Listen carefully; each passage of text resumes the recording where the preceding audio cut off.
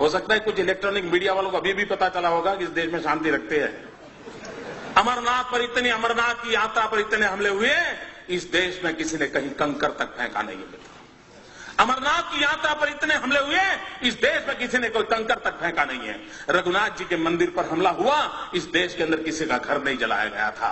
अयोध्या में प्रभु राम जी के मंदिर पर हमला हो गया, वाराणसी में हमला हो गया, इस देश में कंकर नहीं गिरा है मित्रों। गुजरात के अंदर अक्षरधाम पर आतंकवादी आए थे मित्रों, गुजरात ने बंद रखा था, लेकिन गुजरात में अक्षरधाम के बाद एक कंकर तक नहीं पड़ा है। लेकिन कुछ लोग हैं इन चीजों को भूल जाना चाहते हैं, सच्चाई को उजागर करने की उनकी हिम्मत नहीं है मित्रों, और इसलिए झूठी बातों को लेकर के हिंदुस्तान की जनता को गुमराह करने में लगे हुए। और इसलिए मैं कहता था मित्रों, इस देश में एक विदेशों के पैसों से पला हुआ एक 5 स्टार एक्टिविस्टों का वर्ग है, जिसकी हर गतिविधि को चौंक करके देख लीजिए। उनका काम यही होता है, कोई भी घटना घटे तो आतंकवादियों को बौद्धिक प्रोटेक्शन के दिए वो मैदान में उतर आते हैं, नई नई मनगढ़ंत स्टोरियां गढ़ाते हैं, नए नए तर्क देते हैं, और आतंकवाद के खिलाफ अगर किसी ने आवाज उठाई, वो जैसे देश का दुश्मन है, कॉम्बिनर है, हिटलर है, न जाने कौन कौन से डिक्शनरी के शब्द हैं, उसको निकाल के आते हैं मित्रों। वो डरते हैं जो अपनी छवि के लिए मरते हैं। मैं तो वो इंसान हूं जो हिंदुस्तान की छवि के लिए मरता हूं, मुझे मेरी छवि की परवाह नहीं।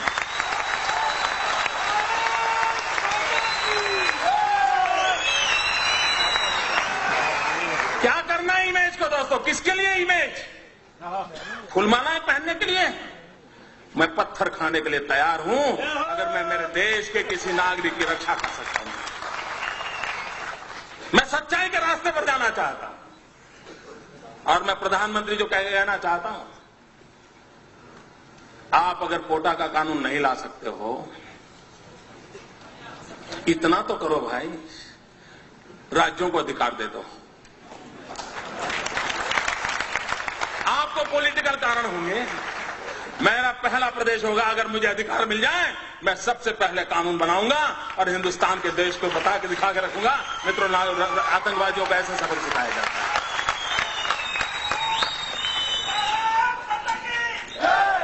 कुछ तो हिम्मत दिखाओ भाई, लोग बेमौत मर रहे हैं और आप अपनी राजनीति पर उतारू हैं, देश के भविष्य की आपको चिंता नहीं है। और मित्रों, कैसी हरकतें हो रही हैं, आतंकवाद ऐसे नहीं बढ़ रहा है, आतंकवादियों के हौसले उतने बुलंद नहीं है जितने रास्ते तैयार कर देते हैं जो आतंकवादियों को चलने काम आ रहे हैं।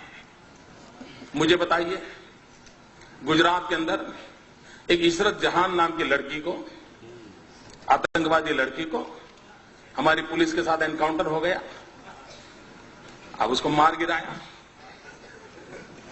आपको मालूम होगा, वो दिन याद कीजिए, सारे दुनिया के 5 स्टार एक्टिविस्ट मोदी पर टूट पड़े थे साहब कि एक नौजवान लड़की को मार दिया, निर्दोष लड़की को मार दिया, गोली से भून दिया। ये खुद आतंकवादी है, यहां तक चले गए।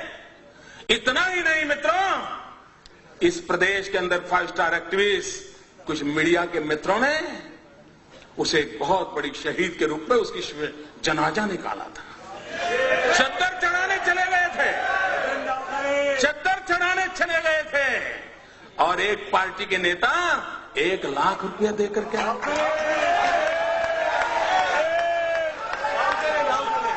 सब किया था, सब कुछ किया था। मैं चुप था, वैसे भी मैं ज्यादा बोलता नहीं।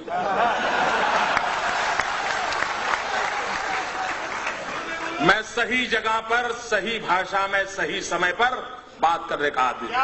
सुबह शाम चीख कर अखबार की जगह खराब करने की मुझे आदत नहीं।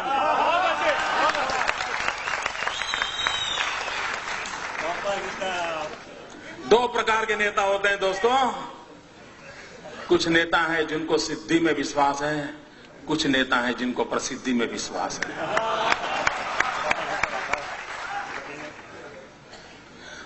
और जब 3 दिन के बाद ग्वाजा टाइम्स, जो लश्कर ए तोयबा का एक मुखपत्र है, उसने एक आर्टिकल लिखा, पाकिस्तान में आर्टिकल छपा कि हमें शान से गौरव हो रहा है कि इशरत जहां जैसी एक लड़की ने हमारे मकसद को पूरा करने के लिए अपने आप को बलि चढ़ा दिया। जब पाकिस्तान में तब जाकर के चुप हो गए, फिर पता नहीं उनके वो रिकॉर्ड की वो कैमरा वाली चीजें कहां चली गई, वो चद्दर चढ़ाने वाले कहां चले गए, सारा खो गए। चुप है, 2 साल इतने साल हो गए, चुप है, कोई पूछने वाला नहीं उनको। अगर मैंने ऐसी गलती की होती तो साहब मेरे बाल नोच लेते, मेरे बाल नोच लेते। इशरत जहां, मित्रों, अभी एक टीवी वाला बता रहा था कि किसी ने किसी लड़की को बम रखते देखा। मैं नहीं जानता वो सत्य क्या है। लड़कियों का उपयोग हुआ था। जिस दिन गुजरात ने इशरत जहां के एनकाउंटर में हत्या की, अगर महाराष्ट्र की पुलिस जाग जाती तो शायद ये लड़कियां बम रखने के लिए मैदान नहीं होती। लेकिन आपको परेशानी है, आपको निर्णय करने नहीं है, आप डरते हो।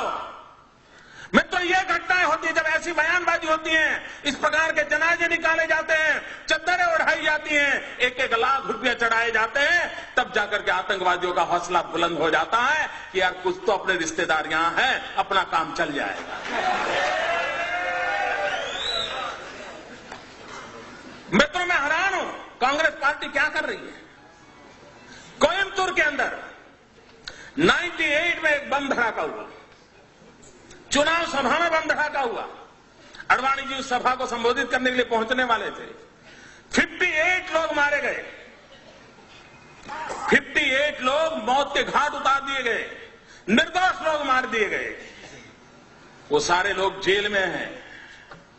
लेकिन आपको जानकर के हैरानी होगी मित्रों, केरल विधानसभा में वहां की सभी पार्टियों ने मिलकर के, वहां 2 पार्टियां प्रमुख हैं, कांग्रेस एंड कम्युनिस्ट, और बाकी उनके गठबंधन के साथी है, सबने सर्वसम्मति से एक प्रस्ताव पास किया कि 98 के केस में जो मुख्य गुनहगार मदनी करके जो जेल में है, उसे जेल में से रिहा कर दिया जाए।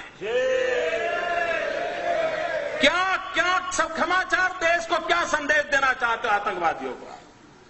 केरल असेंबली ने और होली के दिन स्पेशल सत्र बुलाया था मित्रों, स्पेशल सत्र बुलाया था, और उस सत्र के अंदर प्रस्ताव पारित किया है कि कोयम्बतूर का जो मुख्य गुनहगार है, उस गुनहगार को जेल से बरी कर दिया जाए। क्यों? क्योंकि वो चुनाव में उसको कैंडिडेट बनाना चाहते थे। मित्रों, इससे बड़ा दुर्भाग्य क्या हो सकता है। अभी तमिलनाडु में चुनाव हुए मित्रों, तमिलनाडु में कांग्रेस पार्टी ने जिसके साथ समझौता किया है, उस पार्टी का नाम है तमिल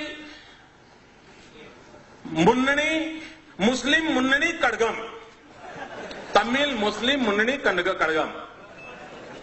मित्रों, सीमी पर जो चार्जशीट है, सीमी पर जो चार्जशीट है, उस चार्जशीट में ये तमिल मुस्लिम मुन्नी कड़गम का नाम है। उसी पार्टी के साथ तमिलनाडु में कांग्रेस पार्टी चुनाव समझौता किया और चुनाव लड़ा। मित्र, आप आतंकवाद से लड़ सकते हो क्या? क्यों देश को गुमराह कर रहे हो? और मैं देश के बुद्धिजीवियों को कहना चाहता हूं, क्या यह गुनाह नहीं है देश के साथ? क्यों उनका हिसाब नहीं मांगा जाता है? अगर मोदी गुनाह करता है तो आपको अधिकार है, और मैं सामने से कहता हूं अधिकार है, आप मेरी खाल उतार लीजिए, लेकिन देश के हित में और लोग जो पाप कर रहे हैं उनसे भी तो देश को प्रशिक्षित कीजिए। क्या ये दायित्व नहीं है हमारा? मैं इन कलम के धनियों को कहना चाहता हूं, देश की ये मांग है। मित्रों, अभी आसाम के चुनाव हुए, आसाम के चुनाव के अंदर जिसने आसाम को लहूलुहान कर दिया वो उल्फा ओपनली कांग्रेस पार्टी को चुनाव जिताने के लिए समर्थन में मैदान में था। उल्फा जो आतंकवादी एक्टिविटी करता है, जो निर्दोषों को मारता है, किडनैप करता है, आप उसको चुनाव के अंदर आपका राजनीतिक फायदा हो रहा है, इसलिए उसका आप किस मुंह से आतंकवाद के खिलाफ लड़ोगे? मित्रों, बिहार में चुनाव हुआ, यूपीए का एक घटक दल उस चुनाव के अंदर एक मेहरबान को लेकर के चुनाव सभाओं में घूमते थे। क्यों घूमते थे? क्योंकि उसका दिखवावा बिन लादेन जैसा था। बिन लादेन लादेन जैसा दिखता है, ये बिहार में लोगों को दिखा करके वोट मांगे जाते थे। मुझे कल्पना कर सकते हो मित्रों, आज भी हिंदुस्तान में कोई रावण कितना ही शक्तिशाली क्यों न था, लेकिन कोई निकलता है रावण के नाम पर कुछ लेने के लिए। ये बिन लादेन को लेकर के निकलते हैं साहब, और बड़े गौरव से, और टीवी के मित्र भी बड़े शान से बताते थे कि ये देखिए बिल्कुल बिन लादेन जैसे दिखते हैं। पता नहीं उनका किस जन्म का रिश्ता है, मैं नहीं जानता हूं। क्या ये देश की सेवा हो रही है? मित्रों, मेरे भीतर एक आग है, इसलिए मैं बोल रहा हूं। मैं 200 लोगों की मौत देख नहीं सकता दोस्तों। ये मेरा राजनीति नहीं है, ये मेरी राष्ट्र नीति का हिस्सा है। और मित्रों, मैं राजनीति के साथ आने की